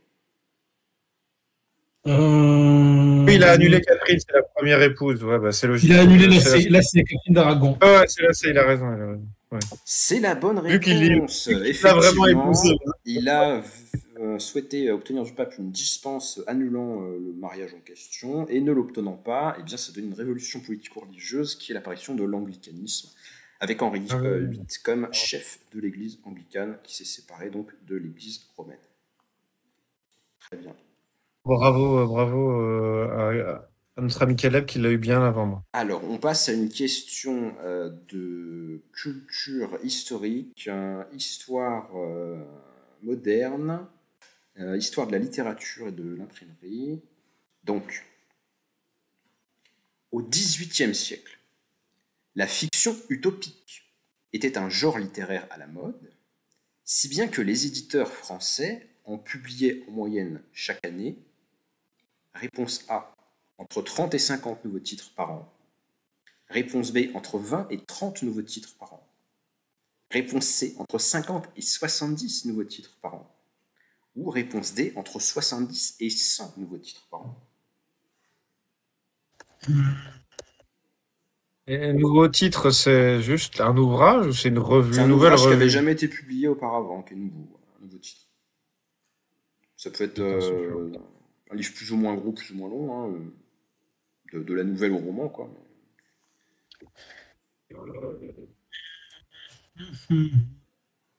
Tu peux répéter les chiffres que tu as donnés, s'il te plaît? Entre 50 et 10 par an, entre 20 et 30 nouveaux titres par an, entre 50 et 70, ou entre 70 et 100 nouveaux titres par an, en moyenne.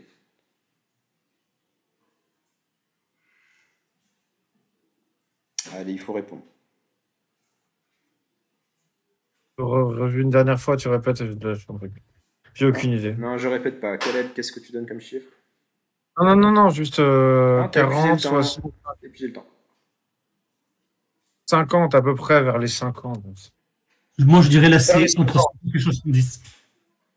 Vers les 50 et 50. 70. Aïe, vous êtes trop ambitieux. C'est plutôt entre 20 et 30 par an en moyenne. Merde! Quelle horreur. Quelle atrocité. Tu vois, ça va vraiment trop dur. C'est vraiment C'était le une beau question gothique. difficile, il faut admettre que c'est dur. Donc, C'est vrai que quand Quelle on ne sait pas, saleté. la B, ça marche assez bien, c'est vrai. c'est impossible. Bon, merde. Bon, question suivante, là, on veut tout péter, nous. Bon, alors vous ne serez pas ex aequo avec les premiers, mais vous avez encore de très bonnes chances d'être deuxième. Alors, question de difficulté légendaire. Question d'histoire du cinéma du XXe siècle. Quel est le nom du réalisateur du film de science-fiction sorti en 1927 et intitulé Metropolis?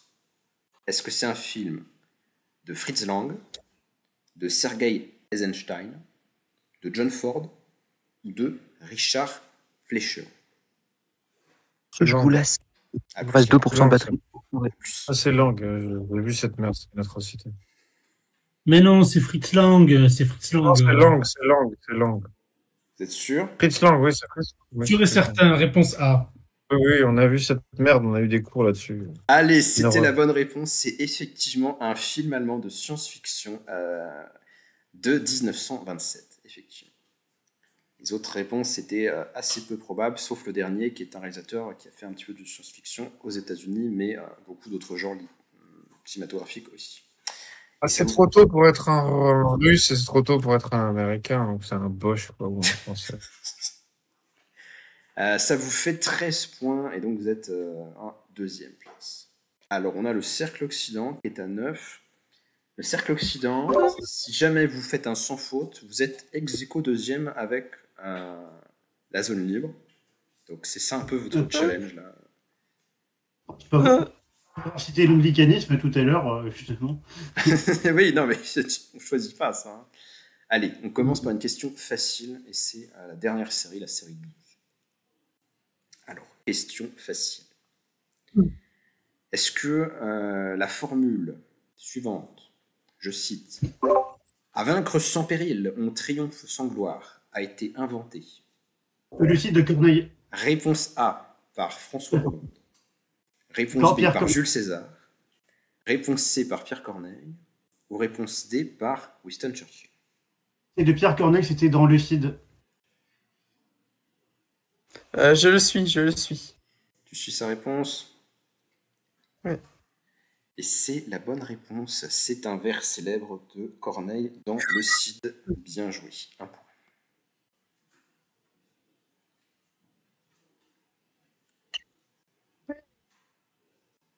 On passe à la question moyenne, une question d'histoire des sciences. Et on va reparler de Darwin, qui n'était pas censé être au programme, je crois, mais bon, on a dû l'introduire pour le point précédent. Donc, encore une question sur Darwin. Dans le domaine scientifique, Charles Darwin a admis l'intérêt de l'œuvre petit a de Karl Marx, petit b de Lamarck, petit c d'Aristote ou petit d de Voltaire. Allez tous mourir en enfer, vite, s'il vous plaît. On travaillait ensemble, justement, Lamarck. Justement, il y avait eu le lamarckisme, et d'ailleurs, on parle actuellement de néo-lamarckisme quand on parle de. Merde, je ne sais plus. La merde, j'ai plus le terme. Attendez, ça va me revenir. D'éthigie. Quel penseur a-t-il dit du bien dans le domaine scientifique? Dans le domaine scientifique, Charles Darwin a reconnu l'intérêt de. Moi, je dirais plutôt Lamarck, mais c'est vrai que j'ai un doute entre Karl Marx et Lamarck. Mais ouais, je dirais plutôt Lamarck. Ouais, c'est vrai que je suis con. C'est vrai que Lamarck, c'est beaucoup. Enfin, sur Karl Marx, c'est beaucoup trop récent. Ouais, donc c'est Lamarck. Lamarck, ok. Je te suis. Aïe, aïe, aïe, c'est un piège. En fait, Darwin avait plutôt une mauvaise opinion de Lamarck, qui a pourtant développé avant lui une théorie de l'évolution, mais c'est pas du tout ce que lui trouvait pertinent. Et il valorisait contre les biologistes modernes l'intérêt de Aristote, car c'est un auteur qui a travaillé sur de nombreuses matières scientifiques, et particulièrement sur la biologie, la classification des espèces, les traités sur les animaux. Donc, je peux rajouter quelque chose sur cela, parce que il y a moins de 2 ans, j'ai relu L'origine des espèces d'Aristote, et le traducteur du grec explique, en fait, de façon peut-être un peu excessive, mais assez représentative, que le niveau d'admiration pour Aristote de Darwin est absolu. Il disait, cet homme était à 2 doigts de découvrir ma théorie, quoi. Donc on a, je sais pas les nouvelles éditions, mais dans au moins 2-3 éditions, parce que j'avais fait une biographie un peu sérieuse, de l'origine des espèces, on a une admiration extrêmement profonde de Darwin pour Aristote, qui considérait qu'il était à 2 doigts de faire sa découverte. Voilà, c'est intéressant. C'est vraiment un sujet qui intéressait beaucoup Aristote, les animaux. Et pourtant, Lamarck et Darwin, ils ont échangé. Pourtant, c'est vrai qu'ils étaient un petit peu opposés, mais pourtant, ils ont déjà. Ils se haïssaient à des points où, si ces mecs se croisaient, ils se coupaient ils se coupaient en morceaux. Étonnant, quand même. Étonnant. Très bien. Alors, donc, vous avez pas eu le point là-dessus. C'est compliqué. Hein. Là, vous jouez un petit peu pour augmenter le score. Oui. Une question super légendaire ou pas? Les questions valent tous autant de points, donc vous n'allez pas pouvoir rattraper la zone. Mais vous pouvez encore améliorer votre score, donc je vous fais les 2 dernières. Donc, question difficile. Qui est la personne qui a déclaré le propos suivant? Je cite: « La liberté de critique est totale en URSS ». Est-ce que c'est un propos qui a été tenu par réponse A, Louis Aragon, réponse B, Jean-Paul Sartre, réponse C, André Malraux, ou réponse D, Antoine de Saint-Exupéry? Alors, moi je serais tenté de dire Sartre, parce que, enfin, c'est bien lui qui était des Blancs. C'était un gauchiste original, ça, il me semble. Aragon fait passer Sartre pour un joyeux luron, mais sont 2 communistes avérés, tout à fait sérieux. Là, tu les aides. Oui, mais Sartre, non. Aragon, il a quand même une poésie, donc oui. Aragon, il y a un peu plus quand même. Alors, il faut se mettre d'accord. Qui a dit cette phrase? Sartre. Sartre, allez, ouais, on dit Sartre, allez, parce Et qu'on oui, n'aime c'est pas. la bonne et- réponse. C'est une déclaration de Jean-Paul Sartre, sûrement à des journalistes. Il faudrait que je retrouve la citation exacte, mais voilà, qui dit bien son stalinisme avancé dans les années 45-50. Bienvenue, ça. Putain, Ça doit être dans son journal, c'est dans l'Humanité ou Non, bien dans non, non, c'est Libération. un propos public. Hein, Non, je vois. Je pense cette T'appelles connerie. ça des Ouais, enfants, c'est les filles féministes, là Soit c'est dans son journal, soit c'est dans Libération. C'est dans les années 50. Ouais. Allez, c'est pas la gloire des auteurs en question. Donc, dernière question. Dans la question de difficulté légendaire, attention, dans la mythologie grecque, laquelle parmi les femmes suivantes, laquelle des femmes suivantes a participé à l'expédition des Argonautes pour retrouver la toison d'or? Est-ce que c'est réponse A, Clytemnestre, réponse B, Iphigénie, réponse C, Atalante, ou réponse D, Hippolyte? Je sais, mais je sais, mais je dis. On ne dit pas, on ne dit pas. On laisse le cercle d'Occident chercher. Je crois que c'est Atalante. Ben, moi aussi, On est ça, sûr. oui, il me semble, oui, c'est pas le qui régnait sur. L'Atlantide. Il y a vraiment des meufs là-dedans, vous êtes sûr? L'Atlantide? Non, il me semble que c'était pas. c'est- Non, c'était sur. Allez, comment ça. Bon, Atalante. Il me semble que c'est Atalante, parce qu'il me semble. Atalante. Et c'est la bonne réponse, félicitations, parce que c'était pas évident. Effectivement, c'est Atalante, qui est une héroïne guerrière qui a participé à la traque de sangliers, je sais plus le nom, là, enfin, une sorte de gros robot. Les Irénantes? Non, c'est pas ce. Non, c'est pas Et celui-là. Hippolyte, c'est la reine des Amazones, donc ça aurait presque pu être ça. Clymestre, c'est la sœur d'Hélène de Troie, c'est une princesse, donc elle n'est pas concernée. Et Iphigénie, c'est la fille d'Agamemnon, donc elle n'est pas concernée. C'est celle qu'il a sacrifié pour. Exactement. Qui est un dur, hein. sujet de la pièce d'Euripide. Mais en fait, les Argonautes, c'était un petit peu le premier MCU. Ouais, Oui, il y a un peu de ça. Oui, il y a un peu de ça. C'est le Greek Cinematic Universe. Oui, c'est vrai que ça réunit pas mal de héros d'autres histoires. On pourrait avoir l'honneur et le respect, et on pourrait en profiter pour cracher sur les Américains. Le MCU, c'est de la merde, et la mythologie, c'est de la balle. On peut faire simple.